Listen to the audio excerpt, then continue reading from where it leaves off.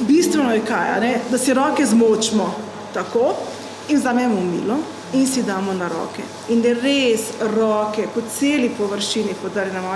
Jaz sem zdaj mogoče malo nakazati tukaj pri otrocih, ki jih učimo, kako je treba, eno stran fajn podrgniti, pa roko obrniti, pa še drugo stran, ker imate pač obe, potem pa površino, drugo površino, potem vsak prst posebej, da res umijemo, potem med prsti, pa seveda nohte, ravno tako not v šalčki, takole obrnemo, drugo roko obrnemo, seveda ne pozabiti še na zapestja, ravno tako, in seveda speremo pod vodo, da voda teče navzdol, ne nam za rokav, pa bi navzdol, speremo roke, brisačko obrišemo in ne sebi v žep, ampak v koš.